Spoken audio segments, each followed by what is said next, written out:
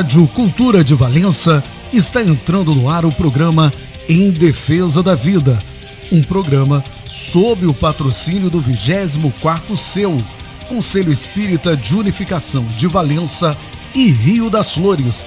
A apresentação, Olímpia Maria dos Santos e convidados.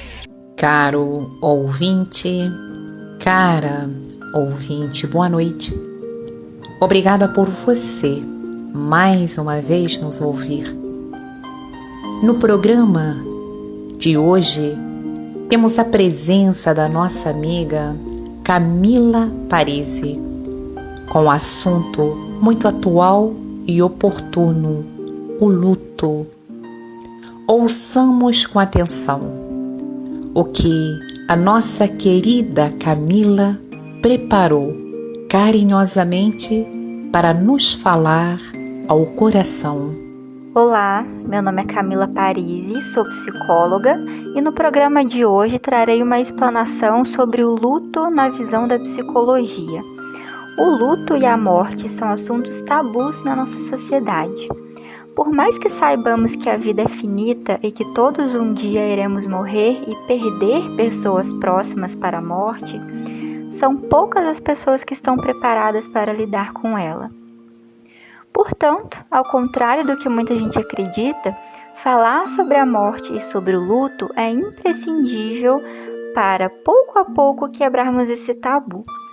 Quanto mais conversarmos e tivermos informação sobre o assunto, mais ele passa a ser naturalizado.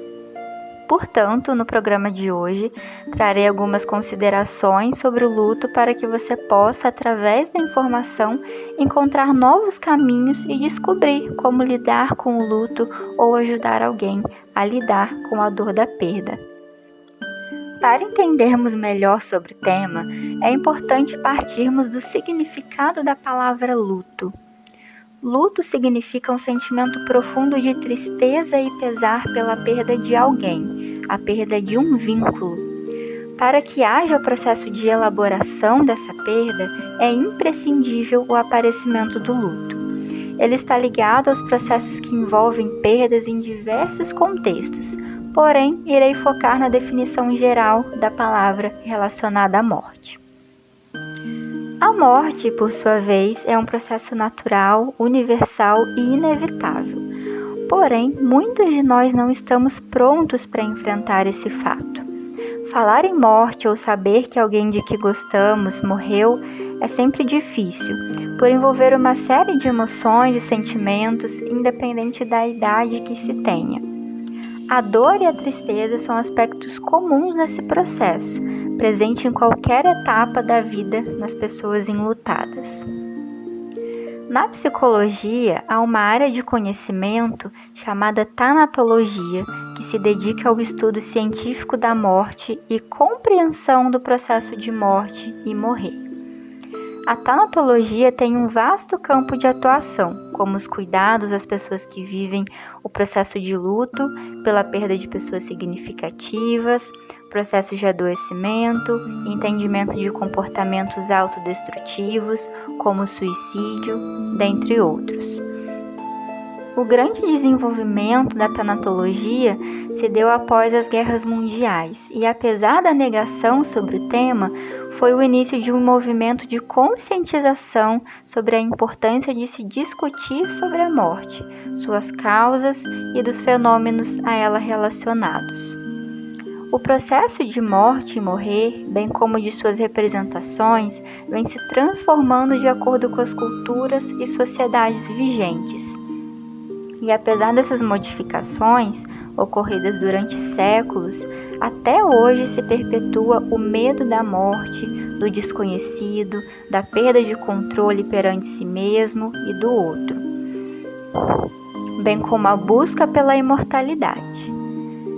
Mesmo tendo consciência de que a morte é um processo natural, inevitável e universal, tendemos a negar nossa própria finitude e das pessoas que nos rodeiam. Nós utilizamos formas de ocultamento, tanto culturais quanto psicológicas, para evitar a presença da morte, que faz parte do desenvolvimento humano desde a mais tenra idade. Desse modo, as pessoas evitam conversar sobre o tema com medo de que se torne real, tendo até mesmo um caráter supersticioso e fantasioso de que falar sobre a morte poderá desencadear a mesma, causando um desconforto emocional significativo na maioria das pessoas. Para além desses mitos que ainda rodeiam nossa sociedade, é um fato que a vivência de uma perda e o consequente luto desorganizam a pessoa. Essa desorganização é natural e pode ser compreendida como um processo adaptativo que irá durar apenas um período. O luto envolve uma ampla gama de sentimentos, sensações, pensamentos e comportamentos que são comuns após uma perda. Em relação aos sentimentos que uma pessoa de luto apresenta, a tristeza é a mais comum. A raiva também é comum, apesar de ser um dos sentimentos mais confusos para o sobrevivente. A raiva pode derivar-se, por exemplo, de um senso de frustração de que nada poderia ser feito para prevenir a morte do ente querido. A culpa e a autocensura por não ter sido bondoso o suficiente, por não ter levado a pessoa mais cedo para o hospital e assim por diante, também são experiências habituais. Em geral, a culpa se manifesta em torno de algo que aconteceu ou algo que foi negligenciado na época da morte, algo que poderia ter evitado a morte. A ansiedade é outra emoção comum.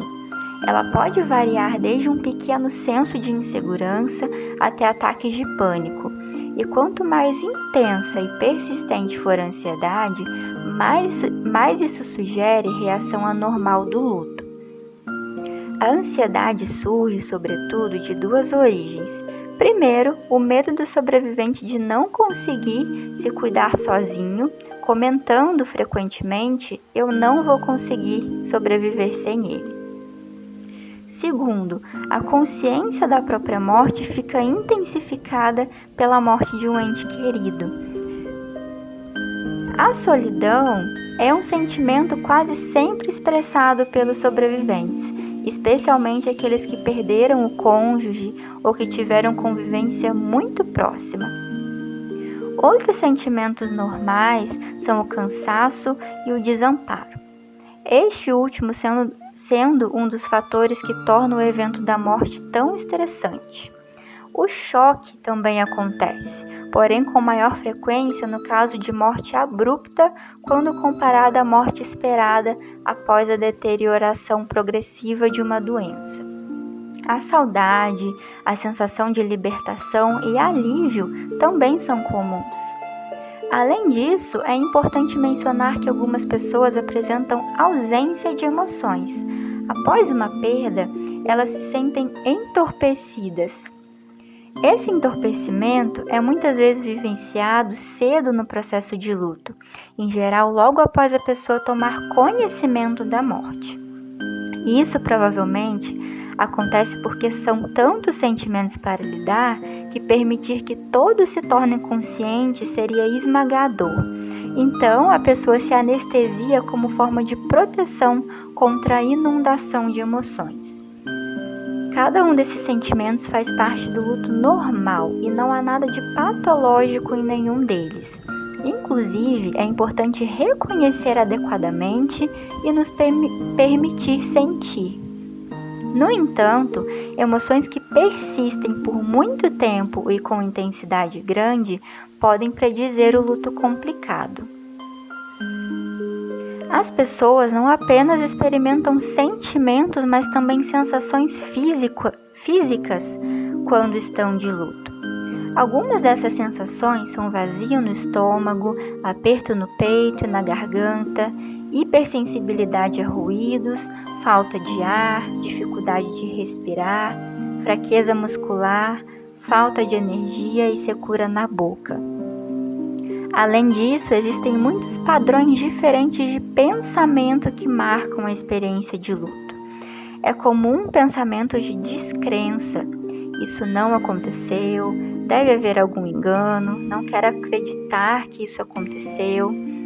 Estes são, muitas vezes, os primeiros pensamentos que surgem após a notícia de uma morte, principalmente uma morte repentina.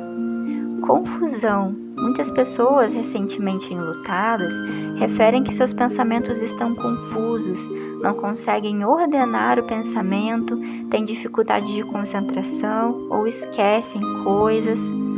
Também é normal a pessoa ter preocupações, sensação de presença da pessoa falecida e alucinações, tanto visuais quanto auditivas. Além de sentimentos, sensações e pensamentos, existem alguns comportamentos específicos que costumam ser associados com as reações normais de luto. Não é incomum que as pessoas que estejam nos estágios iniciais do luto vivenciem distúrbios do sono, podendo apresentar dificuldade para dormir ou acordar muito cedo de manhã, distúrbios de apetite em que a pessoa pode comer em excesso ou perder o apetite.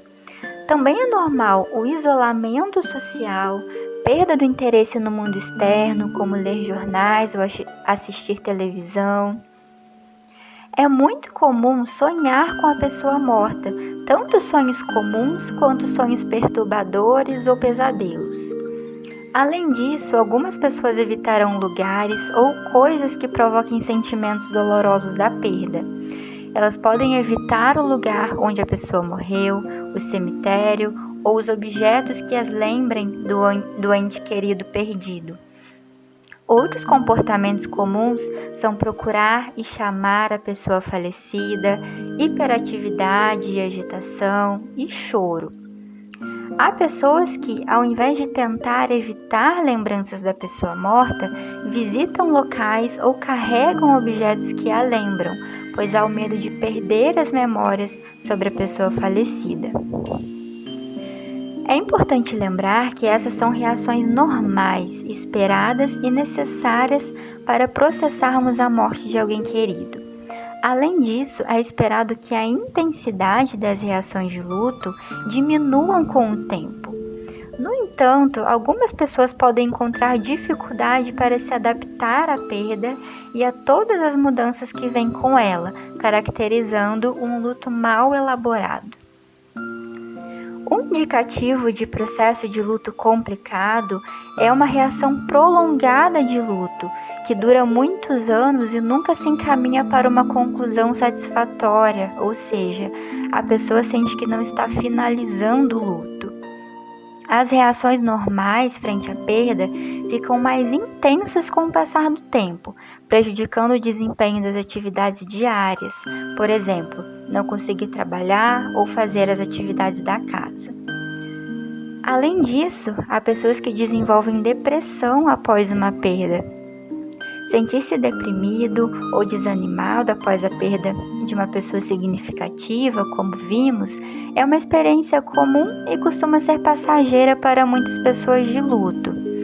Porém, se esses sentimentos de desamparo evoluem para um desespero irracional e são acompanhados por outras características de depressão, provavelmente há um luto não resolvido. Outros indicativos de luto complicado são quando a pessoa desenvolve ataques de pânico, fobias ou outros tipos de transtornos de ansiedade, alcoolismo e abuso de outras substâncias. É importante lembrar que é normal sentir o luto com mais intensidade perto de datas importantes, como um aniversário ou festas de final de ano. No entanto, a complicação do luto é marcada pela intensidade dos sintomas durante um longo período de tempo após a perda. Enquanto que no luto normal nem sempre é necessária a intervenção de um profissional de saúde mental, no luto que não foi bem elaborado é imprescindível esse acompanhamento, visto que o luto tende a se tornar um obstáculo para o desenvolvimento pessoal. De forma geral, a pessoa de luto entra em um estado de recolhimento, onde passa por uma trajetória emocional complexa logo após a perda. Embora dolorosa, essa trajetória é necessária para ela retomar o contato com o mundo externo, como o trabalho, a vida social, o relacionamento com outras pessoas e projetos pessoais. Cada um passa por essa experiência de forma única. Uns levam mais tempo e têm dificuldade de lidar com as suas próprias emoções, outros aceitam a perda com mais naturalidade. Independente da situação, o resultado deve ser o mesmo: adaptar-se à perda do ente querido. A psiquiatra Elizabeth Kubler-Ross foi a primeira pessoa a falar sobre as fases do luto. Em seu livro chamado Sobre a Morte e o Morrer, ela escreveu sobre os 5 estágios do luto que cada pessoa vivencia após a perda de um ente querido até a resolução do luto. As 5 fases do luto não são vividas linearmente. Como dito anteriormente, cada pessoa passa por essa experiência de modo singular. Não há regras para viver o luto. A primeira fase diz respeito à negação. Normalmente, a reação imediata ao receber a notícia da morte de um ente querido é negá-la. A pessoa enlutada não acredita nem quer tentar acreditar na possibilidade de ter perdido a pessoa amada. A negação, nesse caso, tem o objetivo de proteger a pessoa de uma informação que não é possível absorver imediatamente. Esse estágio do luto pode demorar minutos, dias ou semanas para passar. O segundo estágio se refere à raiva. Surge quando não é mais possível negar o fato da morte e surge a revolta. A raiva muitas vezes é expressa pelo sentimento de inconformismo com a morte. O terceiro estágio diz respeito à barganha ou negociação. Nessa fase, a pessoa de luto negocia consigo mesma ou com a entidade superior que acredita na tentativa desesperada de aliviar sua dor. Diversos pensamentos de "e se eu tivesse feito isso?" ou de "se eu fizer X coisa, posso reverter a situação", rondam a mente da pessoa. Mesmo que ela tenha consciência da impossibilidade disso acontecer, ela os alimenta para tentar lidar com seus sentimentos. A quarta fase é a depressão. A pessoa é acometida por um grande sofrimento, o qual pode se prolongar por semanas ou meses, se apegando à dor causada pela partida de um ente querido. A pessoa chora, repensa suas decisões e experiências de vida, pode se isolar de familiares e amigos e não conseguir retomar a vida normal da mesma forma que antes. Esse estágio requer muita conversa e apoio de pessoas próximas. É importante entender que essa depressão não é um sinal de doença mental. Ela faz parte de uma resposta apropriada a uma grande perda. A depressão, depois de perder alguém, é vista como não natural na nossa sociedade, como um estado a ser corrigido, algo que temos que nos livrar. Porém, não sentir depressão após perder alguém amado é improvável. Se o luto significa um processo de cura, a depressão é um dos muitos passos necessários ao longo do caminho. E o último estágio do luto é a aceitação. Nesse momento, a pessoa compreende sua nova realidade, constituída pela ausência de quem partiu. Aceitar não significa seguir a vida como se a pessoa amada nunca tivesse existido. A saudade ainda vai mexer com as emoções e a pessoa amada ainda vai visitar os pensamentos, mesmo anos após sua partida. Aceitar significa conviver pacificamente com a perda. É o mesmo que lembrar da pessoa amada com carinho, compreender que é preciso continuar a viver mesmo sem a presença dela e compreender a finitude da vida. Como, então, podemos nos adaptar ao processo de luto? William Worden, psicólogo em Harvard, propôs o conceito de tarefas para o luto, em que a pessoa enlutada reconhece que existe algo que ela possa fazer ativamente para se adaptar à morte do seu ente querido. A primeira tarefa do luto é justamente aceitar a realidade da perda. Encarar que a pessoa está morta, que se foi e não voltará mais. Parte da aceitação dessa realidade é passar a acreditar que o reencontro é impossível, pelo menos nessa vida. Embora a realização dessa tarefa do luto leve um tempo, os rituais tradicionais, como o funeral, ajudam muito os enlutados a direcionarem-se para a aceitação. A segunda tarefa diz respeito a elaborar a dor da perda. Quando a pessoa não reconhece nem elabora a dor, tentando fugir dela e suprimindo seus sentimentos, ela poderá se manifestar por meio de sintomas ou outra forma de conduta.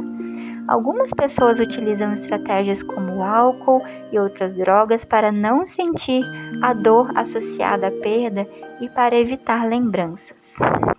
A terceira tarefa se refere a ajustar-se ao mundo sem a pessoa morta.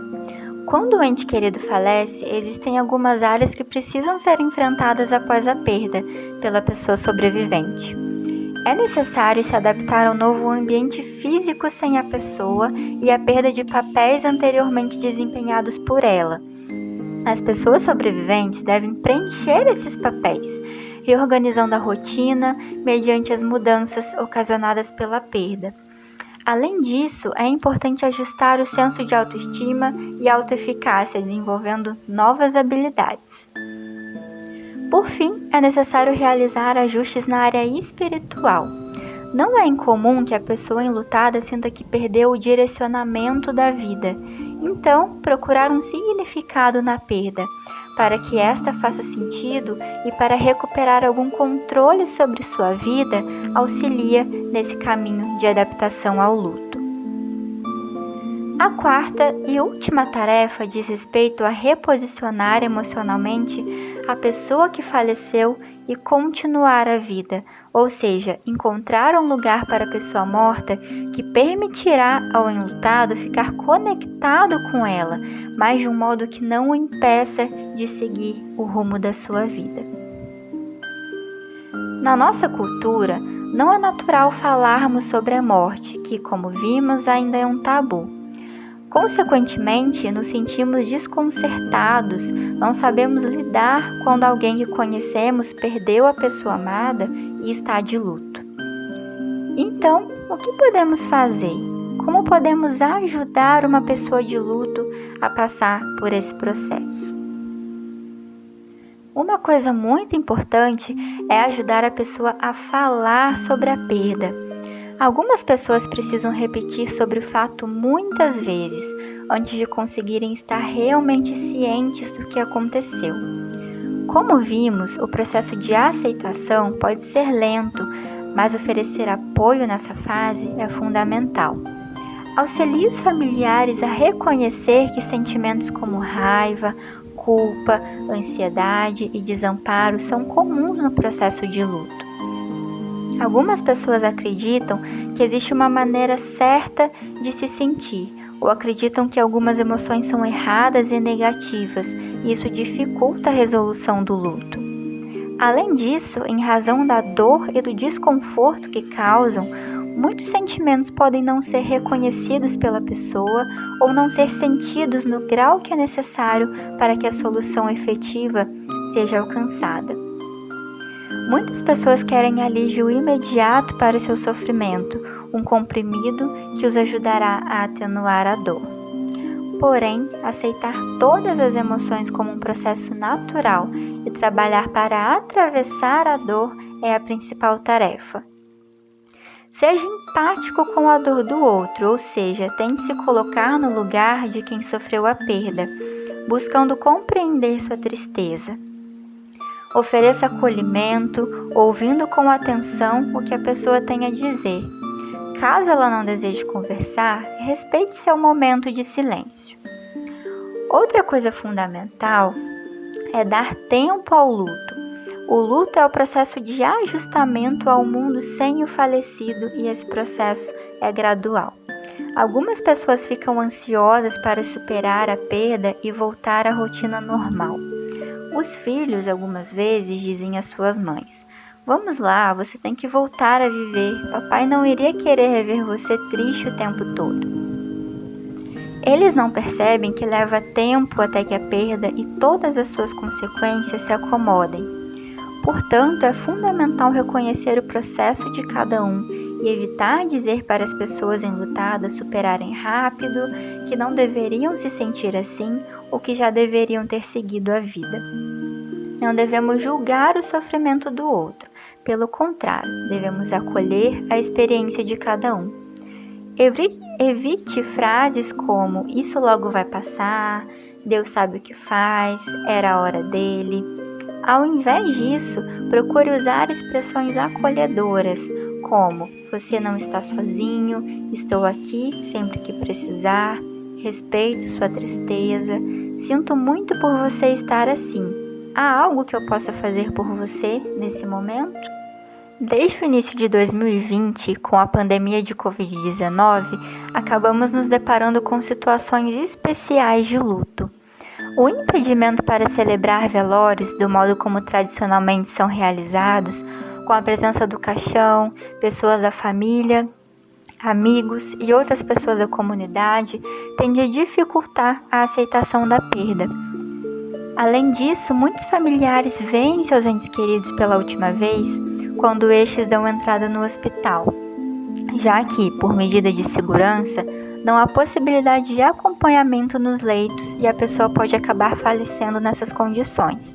Portanto, não ter a oportunidade de ver a pessoa morta pode dificultar o entendimento de que ela realmente morreu e não voltará mais. A ausência dos velórios também retira o momento do compartilhamento da dor e do recebimento de suporte social. Por isso, na ausência dos velórios tradicionais, é importante pensar em outras maneiras simbólicas das pessoas se despedirem de seus entes queridos e receberem apoio da família e da comunidade local. Algumas possibilidades de apoio emocional e rituais de despedida podem envolver cerimônias online, reunindo familiares e amigos mesmo que à distância, cultos e missas virtuais. Também pode-se oferecer suporte através de ligações e chamadas de vídeo, podendo entrar em contato com profissionais de saúde, líderes religiosos ou da comunidade que possam auxiliar no processo de luto, caso perceba que a pessoa esteja apresentando dificuldades para lidar com a situação. A construção de um memorial em casa, com fotos, objetos e outros recursos que lembrem o familiar falecido, pode ser útil para criar um momento de despedida física e um local de homenagem. A escrita de uma carta para a pessoa que faleceu, criando um fechamento para o que viveram juntos e para poder expressar sentimentos que podem influenciar na dificuldade de elaboração do luto. Independente do ritual a ser realizado, é importante escolher formas de despedida que façam sentido ao enlutado e respeitar o tempo de organização de cada indivíduo. Além disso, a pandemia intensificou um fenômeno chamado luto coletivo, o mesmo fenômeno que vivenciamos quando acontece a morte de uma figura pública, por exemplo, as mortes do ator e comediante Paulo Gustavo e da cantora sertaneja Marília Mendonça. O luto coletivo é quando o sentimento de luto é vivenciado por muitas pessoas ao mesmo tempo. No entanto, não devemos deixar invisíveis as perdas individuais. Todos estamos vivenciando formas diferentes de luto. Seja o luto pela morte de milhões de pessoas na pandemia, seja o luto de projetos de vida que deram errado ou precisaram ser adiados. Cada um sofre à sua maneira e de acordo com seu contexto de vida. Da mesma forma, esse luto coletivo precisa ser vivenciado para que possamos, como sociedade, elaborá-lo. O primeiro passo para seguirmos adiante é reconhecermos as perdas e os recursos que temos para lidar com elas. Lembre-se, o luto não é algo a ser superado, ele é um processo que precisa de tempo para nos adaptar. Não é uma vivência em linha reta, trata-se de uma nova forma de viver para aquele que perdeu alguém ou algo significativo. O luto é difícil, doloroso, mas também pode ser um processo de transformação, de uma conexão de uma nova conexão com nós mesmos, de uma descoberta de uma vida diferente da que estávamos acostumados, mas que também pode ser bonita e significativa. Espero que nesse programa eu tenha levado uma dose de esperança para cada um, de que é possível termos força para prosseguir a nossa caminhada. Muito obrigada.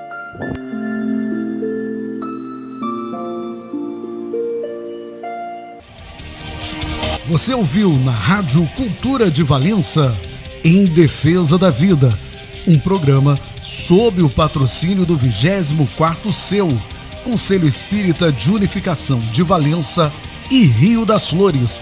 A apresentação, Olímpia Maria dos Santos e convidados.